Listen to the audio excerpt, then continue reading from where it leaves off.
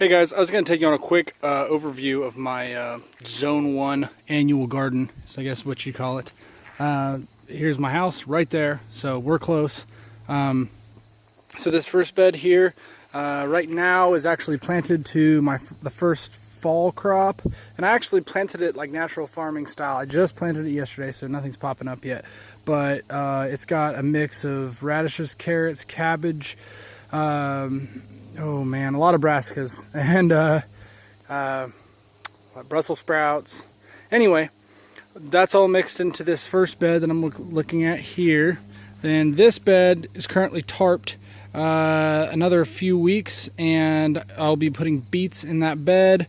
Then if we keep moving over, here's where it turns into kind of a jungle. This is my summer crops. This is a bunch of different kinds of peppers. I've got jalapenos, I've got bells, and I've got some other mixed varieties in there as well. In the back here, that's all cucumbers. And you can't hardly see it. I'm hoping they do okay because they're really getting some shade competition here. But at the base of those cucumbers, I have what are called Thai long beans planted, and or Thai soldier long beans, and I'm afraid that they're not going to have long enough season to produce decent, but I mean, look, we're doing pretty good here. So these things are supposed to get pretty long. They're a real interesting kind of crop. I've never grown them before. Supposedly they're very good in like stir fries, and they maintain their tenderness and even getting really, really long. So those are grown all the way down the base of these cucumbers. Here's a tomato that was actually a volunteer, and it's so big and out of control that it's knocked my giant tomato cage over. Moving around here, and we have my tomato row, and that's a mix of different tomatoes as well. Here we go. These are really pretty tasty variety. They're called, what are they called? Purple, shoot. Well, here's what they look like before they ripen up. And some of them actually ripen up with purple on them. Purple gold. They're called purple gold. That's what they're called. And they're pretty tasty variety. I got them through Baker Creek. These are brandy wines here. And there's a whole mix going down the row. But if you look here at the base of these tomato plants, I actually have green beans planted. A whole row of green beans. So I'm trying to integrate growing some things together. The green beans are a nitrogen fixer. I don't know, since they're producing a bean, I don't know how much nitrogen they're actually fixing that'll be available for tomatoes. But it's still just mixing that variety of root systems. Here's what's left of one of my kale plants. Some kind of worm, some kind of caterpillar has just been annihilating my brassicas. I'm hoping that pest pressure is lightened up a bit by the time my other stuff germinates in my cool season bed that I was just talking about. Again, the cucumbers, this underneath here is a cattle panel.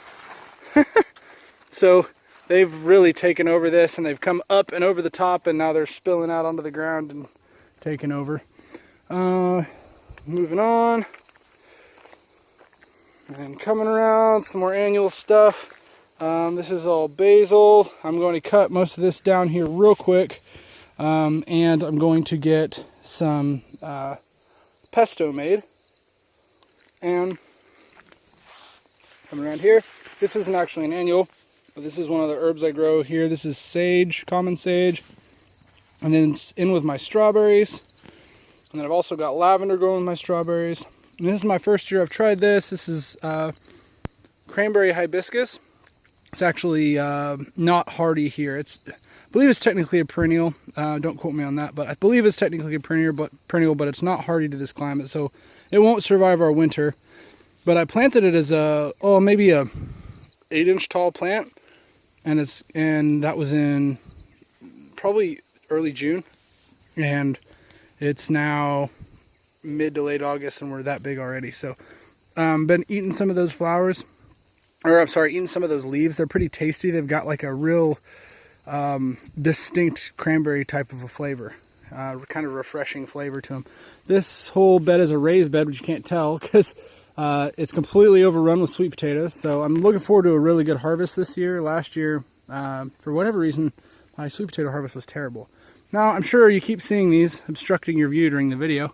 These are wild sunflowers, so I'm actually going to do a separate video on all of their edibility uses. And on top of that, they're really, really good for my honeybees. I'm a beekeeper, hence the name New Buzz Farm as well. So moving along. On the other side of this, of these tomatoes here, I also have green beans planted on the other side as well. So I should have quite a few green beans. Yeah, you can see that's actually what that jungle you're seeing there. Some of those sunflowers are easily 9 or 10 feet tall. They're actually, most of them are outside of my garden fence. And like I said, I let them go for a variety of reasons, which I'll go over in another video. But yeah, let me know if you guys have any questions or saw anything that I didn't mention that you're interested in. But yeah, this was my jungle, and talk to you guys later.